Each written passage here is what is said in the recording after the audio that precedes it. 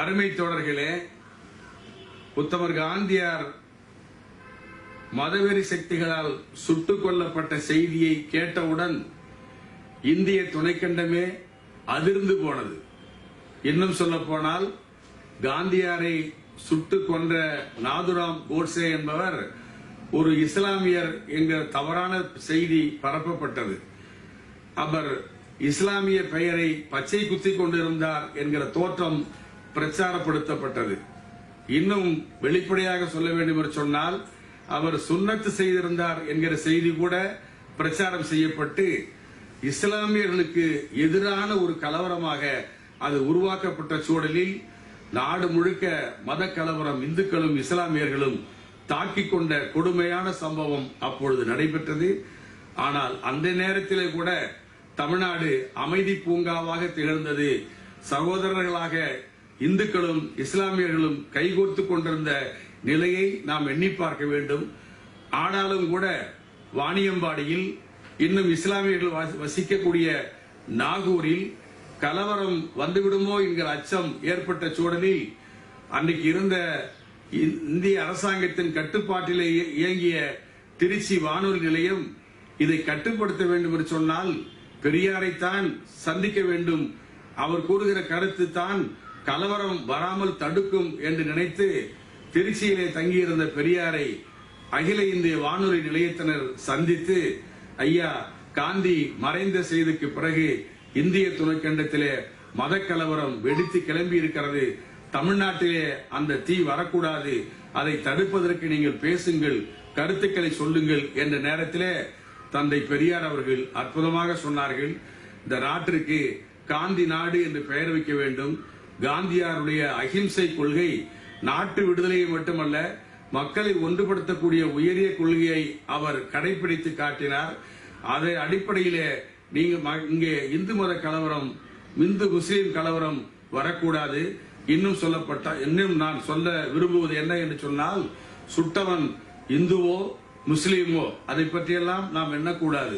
சுட்டவனுடைய நோக்கம் என்ன என்று சொன்னால், அவர்கள் மனதிலே இருந்த மத வெறி என்கிற கருத்து, அந்த மத வெறி என்கிற கருத்து தான் காந்தியாரை சுட்டுக் கொண்டிருக்கிறே தவிர அந்த ஆளை பற்றி பார்க்காதீர்கள்.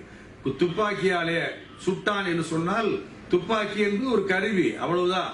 அதற்காக அந்த துப்பாக்கி மீது தண்டிக்க முடியுமா? துப்பாக்கிக்கு தண்டனை கொடுக்க முடியுமா? இப்படி சொல்வதாலே அந்த வன்முறையை ஆதரிக்கிறேன் என்று பொருள் அல்ல.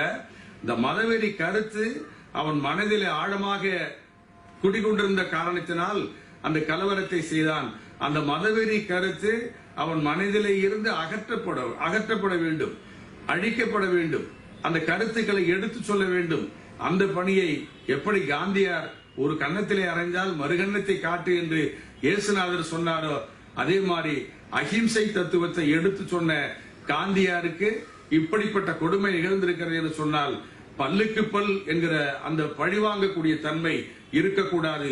கொலை செய்தவர்கள் யாராக இருந்தாலும், எந்த மதத்தை சார்ந்தவர்களாக இருந்தாலும் அவர்களை நல்வழிப்படுத்த வேண்டுமே தவிர அதன் காரணமாக ஒரு மதத்தின் மீது துவேஷம் கூடாது என்று சொன்னார்.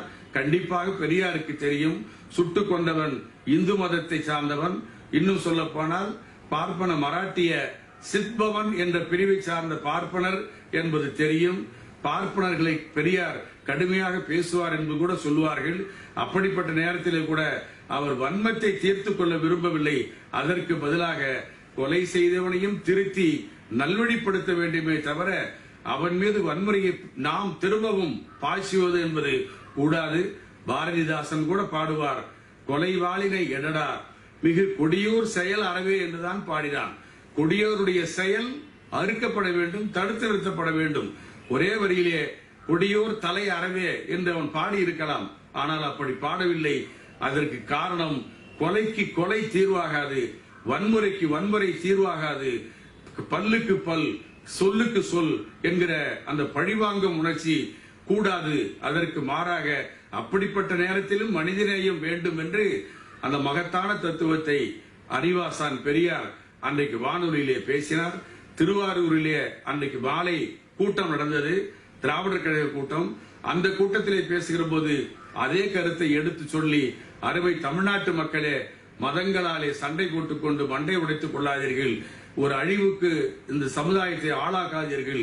காந்தியாருக்கு வீர வணக்கம் செலுத்துவோம், மத நல்லிணக்கம் கடைபிடிப்போம் என்று சொன்னார்கள். அதையே எடுத்து சொல்லி மத நல்லிணக்கம் அமையட்டும், 100 பூக்கள் மலரட்டும் என்று மாவோ சொல்லுவாரே, அதே போல அவரவர்களுக்குரிய நம்பிக்கை அவரவர்களோடு இருக்கட்டும். என் மதம்தான் பெரிது, என் சாதிதான் பெரிது, என் மொழிதான் பெரிது என்று சொல்லக்கூடிய அந்த கருத்து வந்தால் கண்டிப்பாக வேறுபாடு வரும், மேல் கீழ் என்கிற தன்மை வரும், கலவரம் வரும். அதற்கு முற்றுப்புள்ளி வைக்க அனைவரும் ஒன்று சேர்ந்து குரல் கொடுப்போம், ஒன்றிணைந்து குரல் கொடுப்போம், மனித நேயம் மலரட்டும். இதுதான் மகாத்மாவின் நினைவு நாளில் நாம் சொல்லக்கூடிய அருமையான செய்தி என்று சொல்லி நிறைவு செய்கிறேன். வணக்கம்.